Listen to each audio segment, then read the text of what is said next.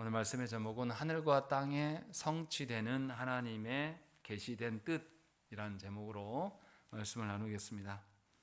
우리는 주기도문을 통해서 구원받은 백성이 해야 할 기도를 우리가 배우고 있습니다.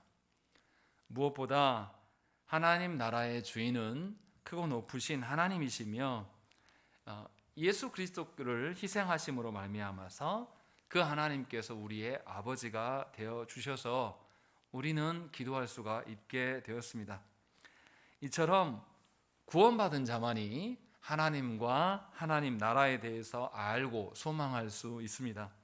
그래서 하나님 나라 백성은 하나님의 이름이 거룩하게 되시기를 구합니다. 하나님의 이름을 거룩하게 하시는 것은 우리의 손에 달려있는 것이 아니라 하나님이 행하는 것이고, 거룩하게 하나님의 이름을 찬양하는 것이 우리의 몫입니다. 그래서 하나님을 찬양하는 것은 하나님의 은혜 베푸신 자들이 할 수 있는 특권이라는 것이죠. 그래서 하나님 나라를 우리에게 계시하여 주심으로 말미암아서 우리가 하나님 나라를 보게 되고, 하나님 나라가 속히 우리 가운데 임하기를 간구할 수 있게 되는 것이고, 또 그로 말미암아서 하나님의 뜻이 이루어지도록 기도해야 되는 것이 우리 신자의 의무입니다. 그러니까 하나님의 이름이 거룩히 여김을 받는다는 것은 하나님 나라가 드러날 때, 임할 때에야 가능한 것이고, 하나님의 이름이 거룩히 여김을 받게 되는 것입니다. 왜냐하면 죄인들은 스스로 하나님 나라를 알 수 없어요. 하나님 나라가 임하고 있음을 알지 못합니다. 그래서 하나님 나라가 임하고 있음이 확연히 드러날 때에 드디어 하나님의 이름의 거룩함도, 하나님의 이름을 찬양할 수도 있게 되는 것입니다. 그러니까 하나님 나라가 임하는 것과 하나님의 뜻이 이루어지는 것과 하나님의 이름이 거룩히 여김을 받는 것은 다 연계되어 있습니다. 우리가 처음 주기도문의 새 간구가 그거지 않습니까? 하늘에 계신 우리 아버지여, 이름이 거룩히 여김을 받으시오며 나라가 임하옵시며 뜻이 하늘에서 이룬 것 같이 땅에서도 이루어 달라. 오늘이 세 번째 간구인데, 이 세 가지가 다 연계되어 있는 같은 맥락이고 세 가지 측면으로서 말하고 있음을 우리가 알아야 돼요. 그래서 하나님의 뜻이 하늘처럼 땅에서도 이루어지기를 구하는 것이 곧 하나님 나라가 임하는 것이고, 하나님의 이름이 거룩히 여김을 받게 되는 것입니다. 이게 따로따로가 아니라는 거죠. 그러니까 하나님을 믿는 사람은 하나님 나라를 소망하게 되고, 하나님 나라는 하나님이 이름이 거룩히 여김을 받는 곳이며, 하나님의 이름이 거룩히 여김을 받는 것은 하나님의 뜻이 무엇인지를 알고 그것을 구현하는 때에서 드러나는 것이죠. 그러니까 하나님 나라는 어떤 특정한 장소가 아니에요. 하나님의 뜻이 구현되는 그곳이 하나님의 나라입니다. 그런데도 많은 사람들이 어떻게 오해하냐면, 하나님 나라가 특정한 어느 장소나 특정한 영역일 것이다 라고 추정하는 경우가 많습니다. 그래서 어떤 분들은 교회가 하나님 나라다 라고 말하는 분들이 있습니다. 교회가 하나님 나라를 드러내게 하는 사명이 있으나 교회가 하나님 나라일 수는 없습니다.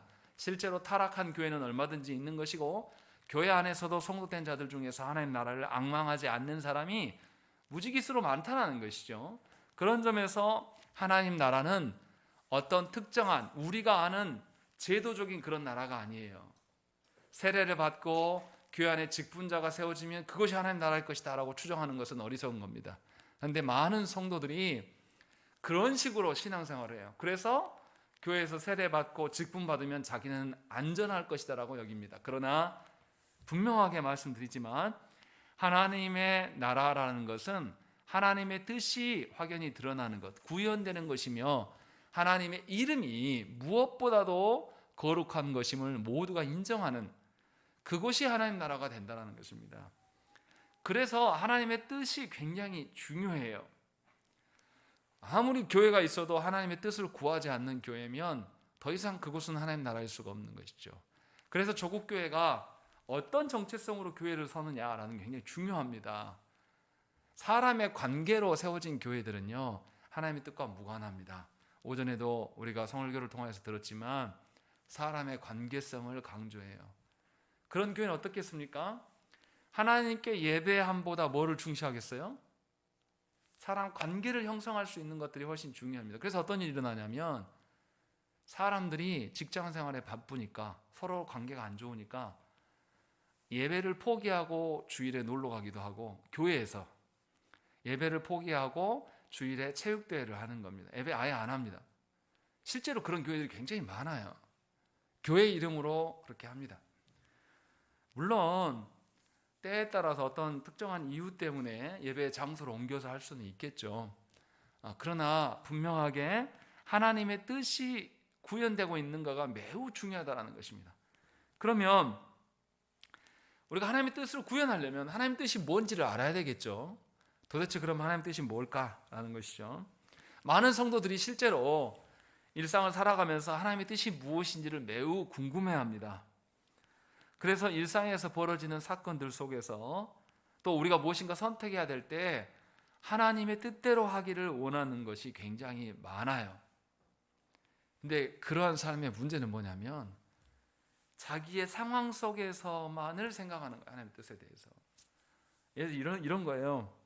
신나게 기도했는데 A로 할 것인가 B로 할 것인가 모르겠단 말이에요. 그러니까 어떤 분들이 생기냐면 바구니에다가 무엇인가를 던져놓고 색깔 다른 거 하나만 넣고 다른 거 색깔 다른 거 여러 개 넣어놓고 하나님의 뜻이면 그 하나 있는 색깔 잡게 해주세요. 막 이런 거를 해요. 이게 정말로 하나님의 뜻을 구현하는 방법입니까? 근데 우리가 일상을 살아갈 때에 하나님의 뜻이 무엇인가 알고 싶어서 그런 행동을 하는 경우가 있습니다. 또 어떤 부류가 있냐면 기도를 많이 한다는 분한테 찾아가서 지금 내가 A냐 B냐 고민 중에 있는데 기도 좀 해주시오. 그리고 그것이 하나님의 뜻이라고 말하는 분들이 너무 많아요. 이것은 하나님의 뜻과 사실은 별로 상관이 없습니다. 그러니까 우리가 일상에서 하나님의 뜻을 알고 싶어서 지금 내가 사업을 해야 되는데 A 지역에다 할지 B 지역에다 할지 이렇게 묻는 것이 하나님의 뜻과 아무런 상관이 없다는 거죠. 왜냐하면 하나님의 뜻은 그런 것이 아니기 때문에 그래요. 세 번째, 주기도문의 세 번째 간구에서 하나님의 뜻에 대해서 밝히는데 우리가 이것을 분명히 알아야 됩니다. 성경에서 말하는 하나님의 뜻은 두 가지 정도로 생각해 볼 수가 있어요. 하나는 하나님께서 우리에게 일어날 일을 이미 작정하신 뜻이에요. 그래서 이것을 하나님의 작정, 하나님의 계획이라고 말할 수가 있습니다. 또 영원한 경륜 이렇게도 말해요. 하나님이 계획하신 작정은 우리가 압니까? 모릅니까? 우리는 모릅니다. 하나님만이 아셔요. 그래서 하나님의 우리가 뜻을 모르지만 하나님의 계획하신 대로 다 이루어지는 것이 하나님의 작정입니다. 그리고 하나님께서는 그 중에 아주 일부만을 우리에게 계시하여 주십니다. 그래서 불신자는 도무지 삶에서 하나님의 작정에 대해서 아는 바가 없어요. 전혀 알 수 없습니다. 믿는 자들 역시도 하나님의 작정을 다 알 수가 없습니다. 그런데 어떤 일이 벌어집니까? 우리 일상에서 본인이 하나님의 뜻을 알고 있다고 말하는 사람들이 너무나 많아요. 목회자들 중에도 교만한 자들이 있고 또 신비주의자들 중에도 그런 사람들이 너무나 많습니다. 내가 기도해봤는데 이거 맞아, 아주 자신 있게 이렇게 말하는 경우는 저는 어렸을 때부터 너무나 많이 봤어요. 그런데 그들이 진정으로 하나님을 경외하고 존중하느냐? 그렇지 않아요. 아주 교만합니다. 하나님의 작정은 누구도 할 수 없어요. 하나님이 계시해 주실 때에 아주 일부만 아는 겁니다. 그러니까 예를 들어서 일본에 10년 전에 쓰나미가 왔을 때 하나님이 저들을 심판하려고 쓰나미를 보내셨다. 이거 심판인지 아닌지 우리는 모릅니다. 쓰나미가 온 건 사실이에요. 그런데 조국교회 안에 있는 대형교회 목사들이 하나같이 저 봐라, 저 하나님 심판이다 라고 말했어요. 그리고 최근에 이태원 참사를 두고도 뭐라고 했습니까? 일부 몰지각한 목사들이 귀신 문화에 젖어 가서 놀다가 죽었다, 이런 이야기들을 아무런 거침없이 말을 한단 말이죠. 왜 이런 오류가 생겼냐? 하나님의 작정에 대해서 본인이 안다라고 믿는 거예요. 정광훈 씨 같은 사람도 그런 거죠. 본인이 하나님에 대해서 뭘 합니까? 그런데 본인이 하나님 까불면 죽어, 이런 소리 하는 거죠. 그리고 최근에는 하나님하고 섹스해야 된다, 뭐 이런 이야기를 헛소리를 하고 다니는 거죠. 왜 이렇게 자신 있게 말할 수 있습니까? 하나님의 작정을 안다라고 생각하는 거예요. 본인만 안다고 생각을 하는 거죠. 그러나 미안하지만 하나님의 작정은 하나님만이 아십니다. 우리에게 계시해 주신 바가 없어요. 두 번째로 우리가 이해해야 될 것은 뭐냐면 하나님의 작정 중에서 말씀을 통해서 우리에게 계시하여 주신 하나님의 뜻이 있습니다. 이것은 계시되어진 말씀이에요. 하나님 우리에게 알려주신 거죠. 그래서 우리의 삶을 어떻게 인도하실 것이다 라는 것을 구체적으로 알리셨습니다. 그래서 하나님께서 이스라엘 백성들을 애굽에서 건져내실 때 누구를 보내십니까? 모세를 보내셔서 하나님의 뜻이 무엇인지를 구체적으로 계시해 주십니다. 이렇게 하나님의 뜻을 알 수 있는 방편이 있어요. 그러니 우리가 집중해야 될 것은 무엇입니까? 하나님의 우리에게 계시하여 주신 그 뜻, 하나님의 작정, 하나님의 다스림이 엄청나게 큰데 그 모든 것을 우리가 아냐 이 말이에요. 우리는 할 수 없어요. 그것에 대해서 알 수 없는 것에 집중할 것이 아니라 하나님이 말씀을 통하여서 우리에게 계시해 주신 그 큰 작정 중에서 아주 일부분, 그 일부분에 우리가 관심을 갖고 거기에서 우리의 역할과 우리의 존재됨이 무엇인지를 살피는 것이 하나님의 뜻에 대한 우리의 합당한 삶의 태도라는 것입니다. 그러니 다시 한번 생각을 해보십시다. 하나님 나라가 우리 가운데 드러나게 된다라는 것은 무엇을 바탕으로 하겠습니까? 하나님이 계시해 주신 말씀을 통하여서 드러나는 것일까요? 하나님이 보여주지 않는, 계시지 않는 작정으로 하나님 나라가 드러날까요?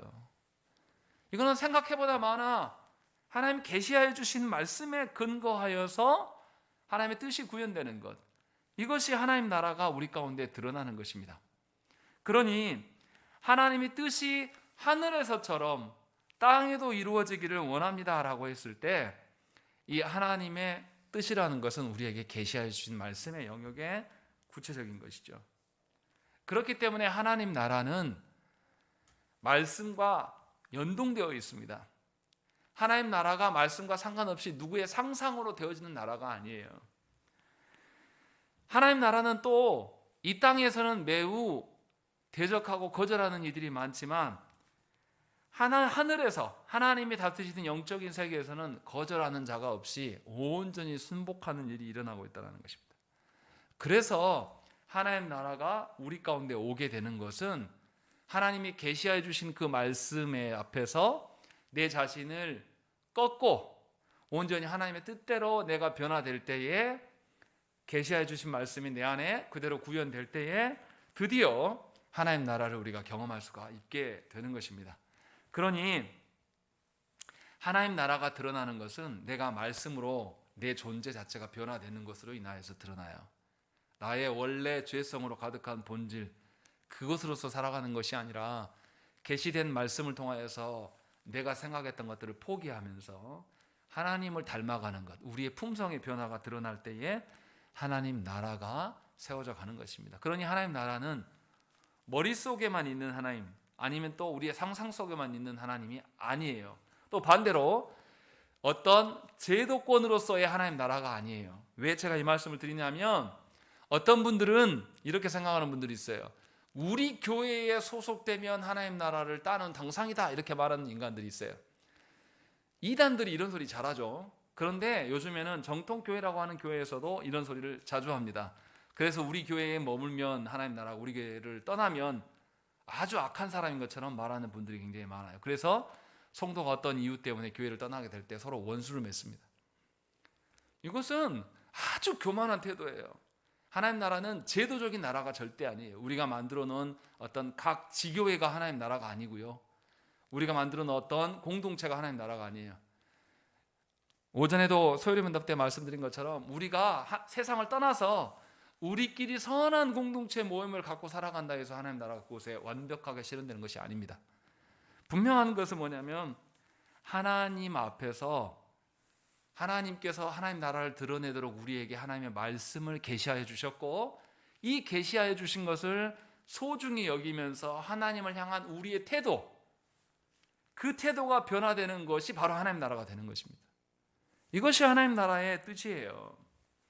그렇기 때문에 하나님 나라가 이 땅 가운데 드러나는 것은 세속 사회에 사회를 개혁하고 뭔가 사회의 제도를 고치는 것, 사회 정화 운동을 열심히 해서 하나님 나라가 드러나는 것이 아닙니다.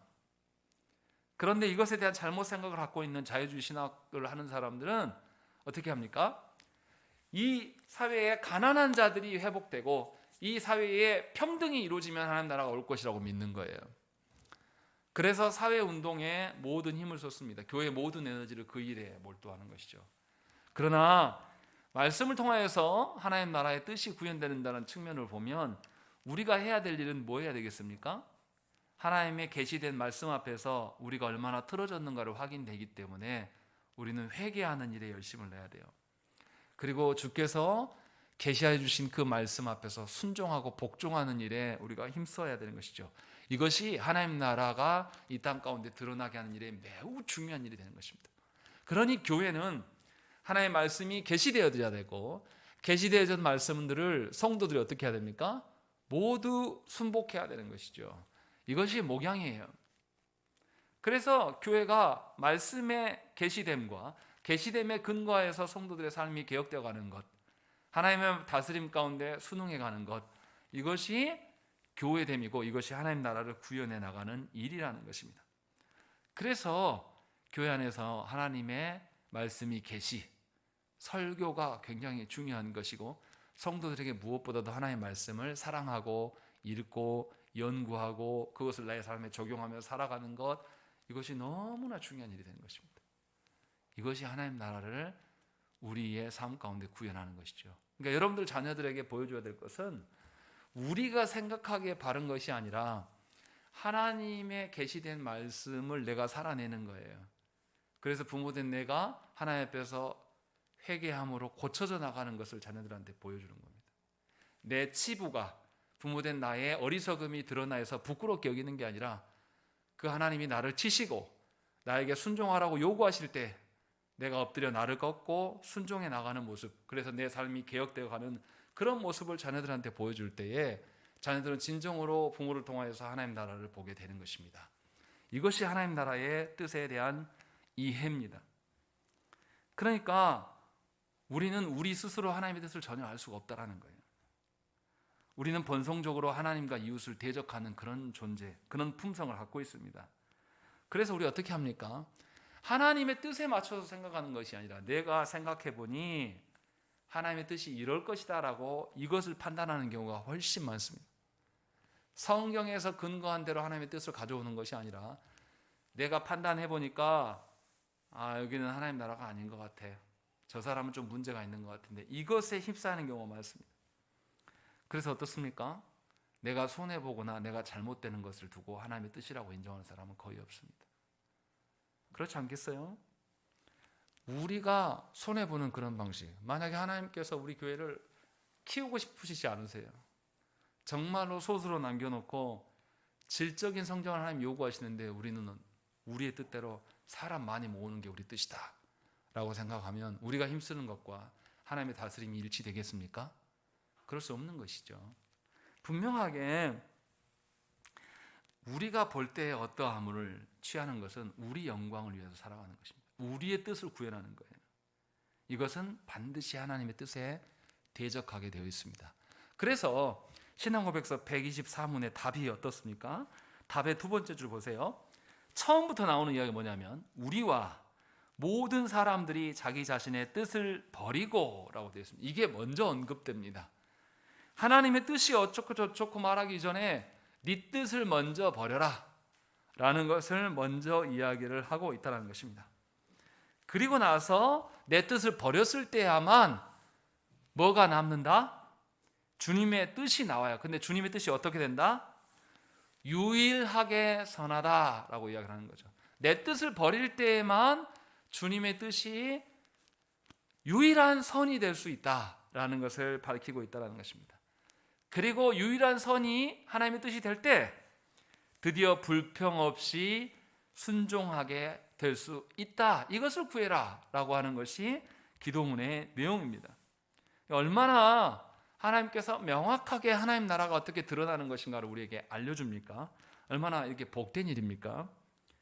그래서 우리가 간구하고 기억해야 될 것은 하나님의 계시된 뜻, 하나님의 말씀이 하늘에서는 이루어졌지만 땅에서는 아직도 이루어지지 않고 있다는 것을 우리가 기억을 해야 돼요. 하나님의 작정은 우리에게 보여주지 않기 때문에 어떻게 구현되어 가는지 우리는 볼 수가 없어요. 하나님 계시해 주지 않았기 때문에. 그러나 하나님의 작정은 반드시 그대로 실현될 거예요. 우리가 알든 모르든 상관없어요. 그것은 분명히 실현될 것입니다. 이 땅에서도 그렇게 실현될 거예요.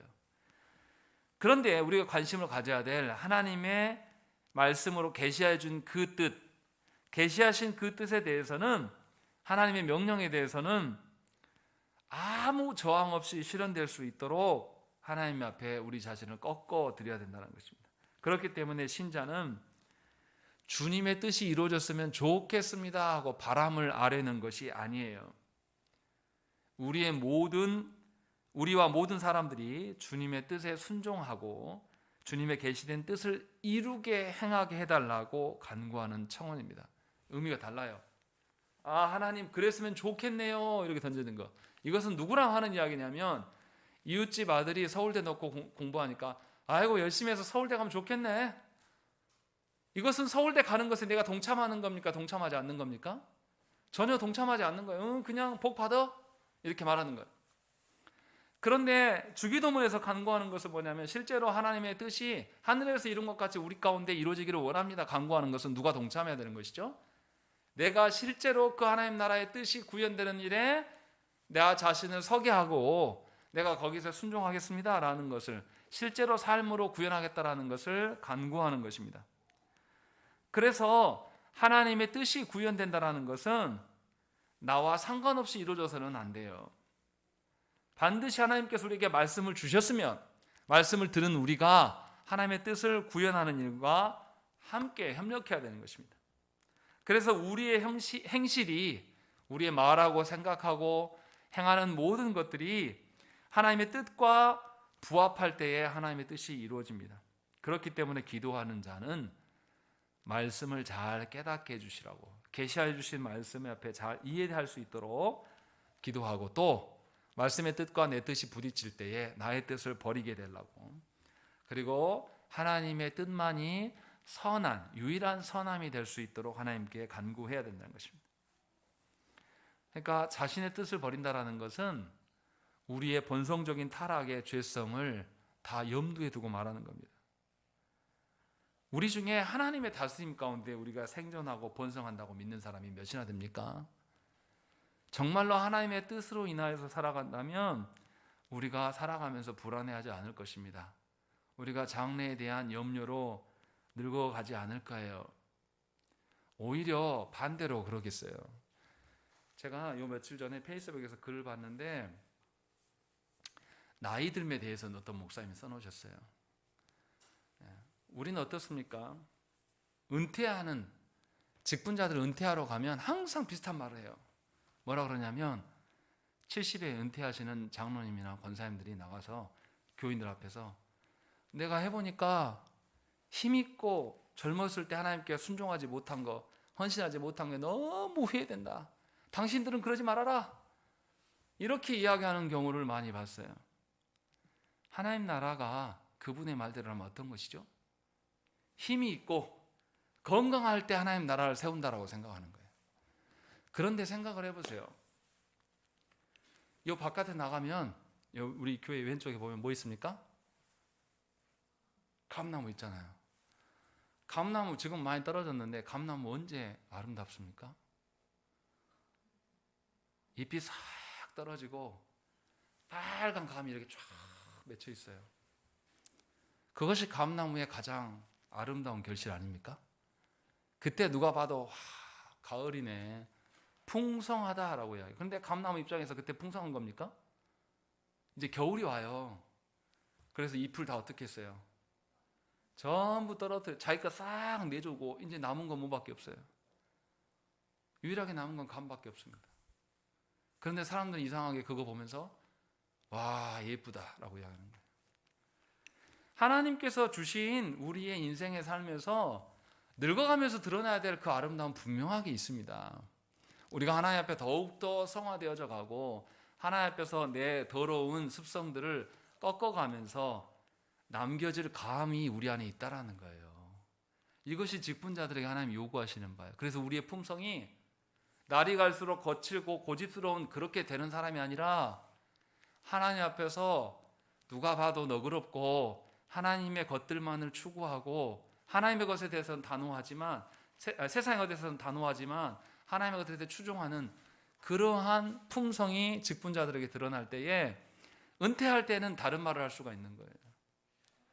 내가 세상의 것들을 다 하나 둘씩 내 안에 다 떨어뜨리고 내 안에 남은 것이 진정으로 하나님의 주신 말씀만이 남았습니다.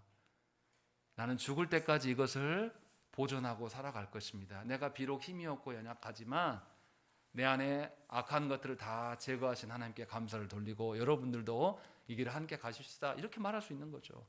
이러한 글을 어떤 목사님이 써놓으셨더라고요. 저는 참 읽으면서 엄청 은혜를 누렸어요. 야, 이게 늙어가면서 하나님의 영광을 드러낸 것이 이런 거구나. 하나님 앞에서 계시된 하나님의 말씀 앞에서 우리 자신을 온전히 드리지 못하고 계속 버틴 삶을 살아가는 사람들은 후회만 남습니다. 순종해 본 경험이 없어요. 그래서 끝날 때, 은퇴할 때 무슨 이야기 합니까? 내가 후회스럽고 힘이 있었을 때, 젊었을 때 못한 거. 그러니까 그때도 못 깨달은 거예요. 은퇴할 때도.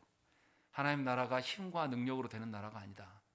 이 사실을 모른다는 것이죠. 그러니 저와 여러분들이 분명하게 알아야 돼요. 하나님의 손에 의하여서 우리가 살고 죽는 겁니다. 아무리 우리가 더 살고 싶어도 하나님이 우리를 데려가시면 어쩔 수가 없는 거예요. 그것이 하나님의 뜻이에요. 그럼 우리가 거기에 순종할 수 있는 것이죠. 있어야 되는 것이죠. 그러니까 우리는 하나님과 상관없이, 계시된 말씀과 상관없이 살아가는 것에 대해서 혐오해야 되고, 자기의 허망한 망상으로 하나님 나라를 소망하고 자신의 열정으로 살아가는 것이 얼마나 하나님과 무관한 것이고 헛된 것인가를 알아야 된다는 것입니다. 그리고 이제 하이델베르그 요리문답 보세요. 거기 보면 답 세 번째 줄에 그리하여 그 부분이 있습니다. 읽겠습니다. 시작. 그리하여 각 사람이 자신의 직분과 소명을 하늘의 천사들처럼 즐거이 그리고 충성스럽게 수행하게 하옵소서. 예, 이 하늘의 뜻이 하늘에서 이룬 것 같이 땅에서도 이루어지옵소서라는 간구의 내용 중에 첫 번째는 하나님의 계시된 말씀 앞에서 자기를 꺾고 언제 하나님께 순종할 수 있게 해달라고 간구했어요.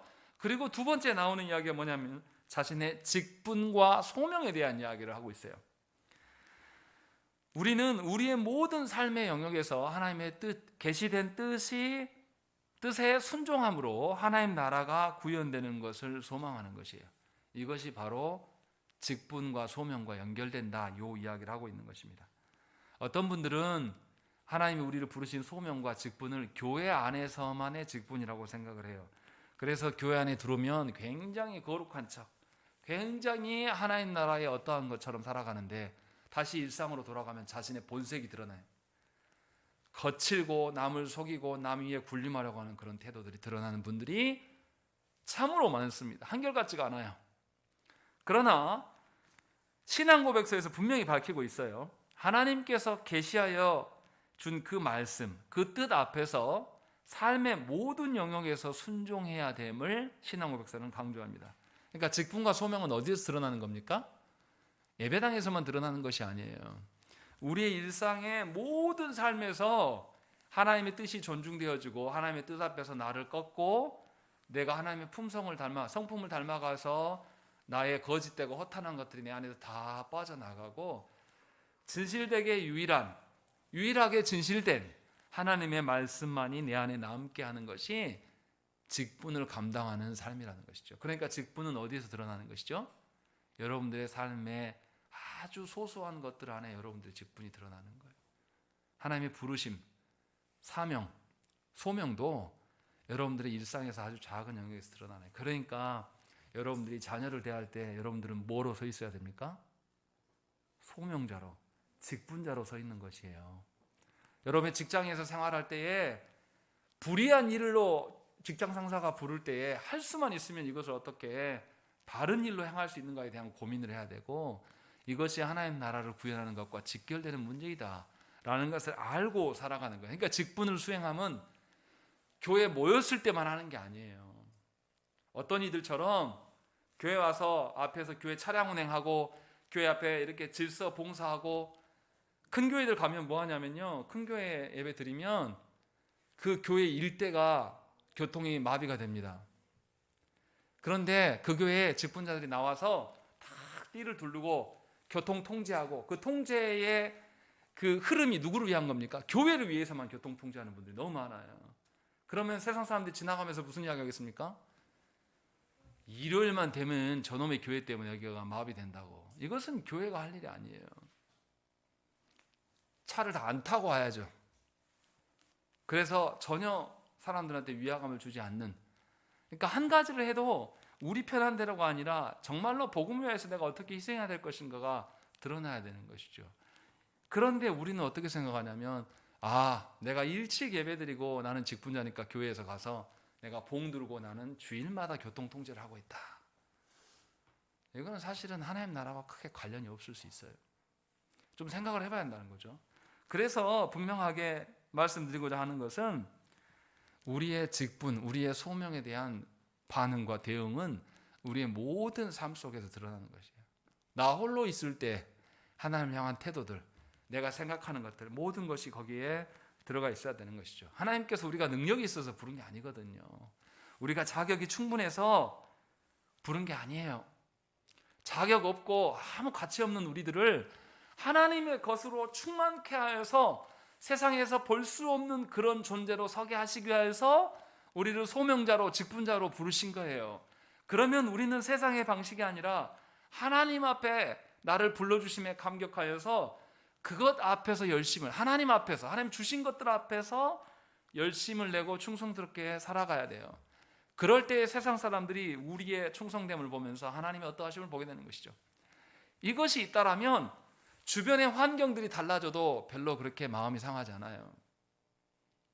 그런데 우리는 신앙생활을 할 때 뭐 때문에 마음이 상합니까? 주변에 벌어지는 사건들 때문에, 다른 사람들이 어떻게 행동하느냐에 따라서 내 마음이 상해요. 그럴 때마다 우리가 마음을 다잡아야 돼요. 우리는 누구 앞에 살아야 된다? 하나님 앞에서 살아가야 되는 것이에요. 제가 하나님께 간구하는 것이 늘 그겁니다. 저도 사람인지라 성도들이 많아지고 안 떠나가면 좋겠고 더 부흥했으면 좋겠어요. 그런데 그게 제 뜻대로 되지 않더라고요. 그래서 한 영혼이 떠나가면 처음에는 마음이 굉장히 상했어요. 그리고 돌아보니까 성도들이 다 불안에 떨어요. 그러니까 이게 내 마음 추스릴 데가 없어요. 성도들 앞에 내가 의연하게 서야 되니까 더 괴롭더라고요. 그러다가 하나님께서 깨닫게 하신 거예요.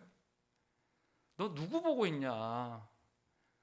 가만히 생각하니까 제가 사람들 보고 있더라고요. 성도들 반응 보고 있더라고요. 이거 이러면 안 되겠구나.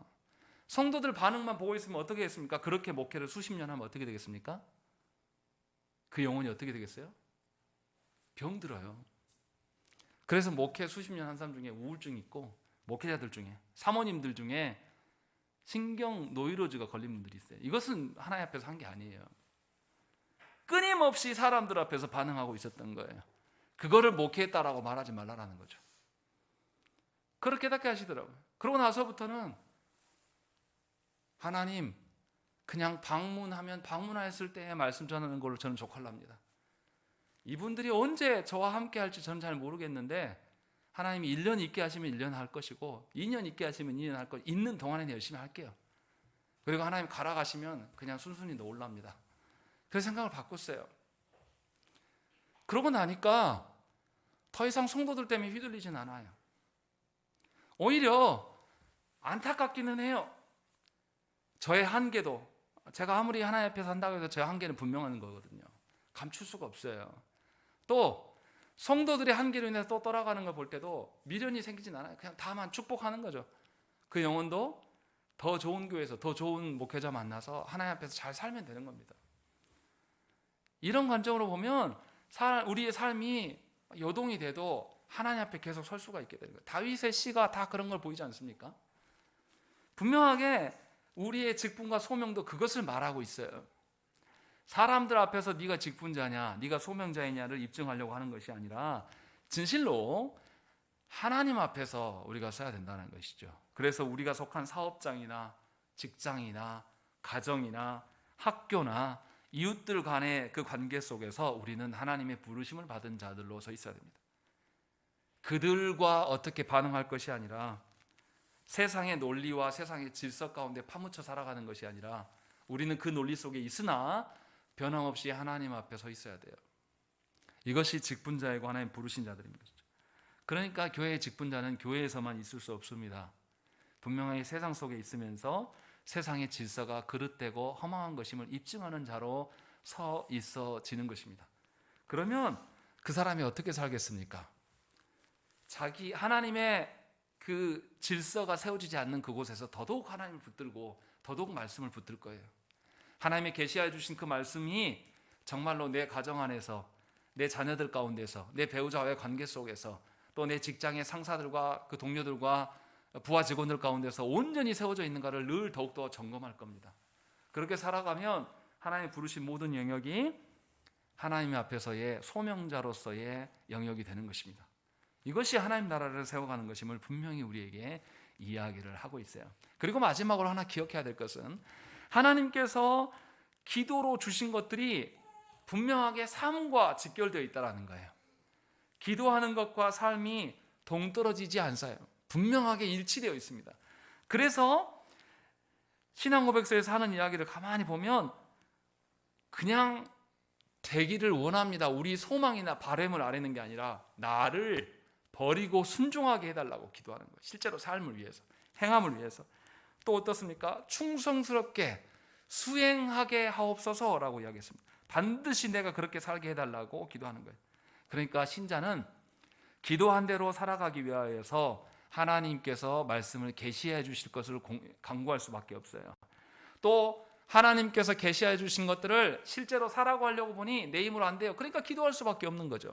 그러니까 신자는 하나님이 계시해 주신 말씀이 너무나 소중한 것이고 이 말씀대로 살아보려고 하니까 기도를 안 할 수가 없는 거예요. 그래서 이 두 개가 함께, 이것이 가장 복된 길이다 라는 것을 알 수 있는 것이죠. 그래서 우리는 아주 구체적으로 하나님의 뜻이 우리의 일상 가운데 이루어지기를 힘써야 돼요. 가정에서는 어떻습니까? 남편을, 아버지를 가정의 제사장으로 하나님께서 남겨놓았습니다. 그래서 가정이 하나님의 말씀으로 양육되도록 남편은 최선을 다해야 되고, 죄악이 가정에 들어오지 못하도록 분명하게 죄된 일을 막고 하나님의 질서 가운데 세울 수 있도록 세워가야 돼요. 그래서 세상에 삼키워진 가정이 아니라 하나님께 붙들려 있는 가정 되기를 위하여서 부부가 고군분투하면서 싸워야 되는 것이 가정생활이에요. 가정의 어머니는 말씀으로 젖을 먹여야 됩니다. 세상의 질서와 세상의 지식으로 우리 자녀를 세울 것이 아니라 진정으로 말씀으로 우리 아이들이 풍성하게 배불리 먹고 살아갈 때에 세상의 질서에 휘둘지 않는 것입니다. 또 교회에서는 어떻게 해야 되겠습니까? 우리가 직분을 받지 않았어도 우리 모두는 하나님께서 불러놓으신 소명자들이에요. 그래서 하나님께서 무엇 때문에 우리를 이 교회에 부르셨는가를 분명하게 인식하고 그 안에서 살아가야 됩니다. 목사 1인에 의하여서 이거 하세요 저거 하세요 하는 그런 지명하고 명령하는 방식의 교회를 탈피하십시오. 여러분들 모두가 하나님의 부른 자이기 때문에 우리 모두가 동일한 선상에서 교회를 세워나가는 일에 힘써야 되는 것이에요. 분명하게 하나님께서 나를 부르신 것은 분명하게 이 교회 안에서 해야 될 일이 있다라는 것이에요. 목사 1인에 의하여서 여러분들의 모든 것들이 제어되는 것은 하나님이 기뻐하시지 않아요. 분명하게 말씀 앞에서 우리가 함께 고민해야 되고 이 말씀이 교회 가운데 어떻게 구현되어야 될 것인가. 그래서 왜 하고 많은 교회에서 나를 이곳에 보내셨는가, 그리고 이곳에서 내가 그냥 수동적으로 혜택만 받고 있는 자가 아니라 진실로 내가 이 교회 안에서 하나님의 뜻을 어떻게 구현할 것인가에 대해서 기도하셔야 된다는 것입니다. 이럴 때에 교회는 성도들로 인하여서 세워져가는 역사를 보게 되는 거예요. 목사 1인에서 의해서 세워져 좌지우지 되는 교회는 성도들이 직무유기하고 있는 겁니다. 분명하게 아셔야 돼요. 그래서 우리가 힘써야 되는 것은 모르면 배우면 되는 것이고, 또 우리가 함께 의논하는 공동체 될 수 있도록 하나님께 구해야 된다는 것이죠. 그리고 직장에서는 우리 어떻습니까? 직장은 단지 돈벌이 수단이 되어서는 안 됩니다. 직장을 통해서 가족을 부양하고 또 하나님께 헌금할 수 있는 수단으로 주신 거예요. 그런데 더 많은 돈을 위하여서 직장에서 불의함을 일삼고 타락을 일삼으면서 세상과 동질화돼 가면서 돈을 버는 것, 이것은 하나님의 부르신 영역이 될 수가 없습니다. 하나님의 부르심을 하찮게 여기는 거예요. 분명히 하나님께서는 모든 영역을 귀하게 여기시고 다스리시기를 원하시기 때문에 우리 직장에서도 진실로 하나님의 질서가 세워질 수 있도록 힘쓰고 있어야 돼요. 직장에서 진실로 하나님의 다스리심을 존중하는, 사람의 힘으로는 할 수 없으나 내가 하나님을 의지하기 때문에 아무도 없는 곳에서 더 성실히 행하고 하나님 보고 계심에 근거해서 직장생활을 해나가서 하나님이 직장으로 우리를 부르셨음을 분명하게 우리가 증언해야 되는 것입니다. 죄로 물들어지며 세상에 보니까 편한 방식이 접대하고 향락하고 음주 가물을 즐기면서 그들과 하나 되는 것, 그래서 승진하는 것이 세상의 방식이다, 이렇게 말하는 분들이 너무나 많습니다. 그러나 그 사람은 직장에서 그냥 직장 생활한 거예요. 세상의 삶을 살아간 뿐입니다. 그거 가지고 하나님 앞에서 살았다라고 말할 수 없습니다. 그것을 또 용인해줘서 안 됩니다. 분명하게 하나님께서는 우리를 교회 안에서만, 가정 안에서만 부르신 거 아니라 이 사회에서도 우리를 하나님의 소명자로 부르셨음을 기억하십시오. 그래서 이 사회가 진실로 하나님의 질서로 교회된 자들이 머무는 곳이면 세상 사람들이 인정할 수 있도록, 교회된 자들이 있는 곳이라면 세상에 안심할 수 있는 그러한 사회 될 수 있도록 우리가 하나님께 서야 되는 것입니다. 실제로 제가 어렸을 때는 안 믿는 분들도 교회 목사라고 하면 다 존중했습니다. 신뢰를 했어요. 목사님이 설마 사기를 치겠냐, 목사님이 계시는데 우리가 뭐 따로 안전장치를 마련할 필요가 뭐가 있냐, 이런 말들을 실제로 안 믿는 분들이 했습니다. 그런데 우리 젊은이들은 무슨 소리 들었습니까? 목사 있는 곳이 더 무섭다, 교회에 있으니까 더 불안하다, 이런 소리를 듣고 살아가요. 여러분들의 자녀들이 그렇다라는 것입니다. 누구 때문입니까? 바로 우리 때문이에요. 하나님이 우리를 소명자로 하나님 나라를 구현해내도록 우리를 불러주셨는데 우리가 그 일을 아무것도 안 한 겁니다. 그냥 세상 사람들과 함께 동일하게 섞여서 세상의 방식으로 많은 돈을 벌면 그걸로 만족했어요. 교회된 우리가요. 그래서 하나님 나라가 우리 안에 보이지 않고 세상이 보지 못한다는 것입니다. 분명하게 하나님께서 우리에게 부르신 그 소명자로서의 삶을 사십시오. 그래서 여러분들 모든 삶에서 진정으로 계시되어진 말씀이 성취되는 것을 맛보고 사십시오. 그러할 때 여러분들은 하나님의 놀라운 다스림의 손길을 확연하게 보게 될 것이고, 그것을 한 번, 두 번 반복되어져 갈수록 하나님의 살아계심을 거기에서 볼 수 있습니다. 그리고 너무나 당연하게, 당차게 믿지 않는 자들을 향하여서 당신이 나를 지키는 것이 아니라 하나님이 나를 지킵니다 라고 고백할 수가 있을 것입니다. 우리 함께 기도하겠습니다.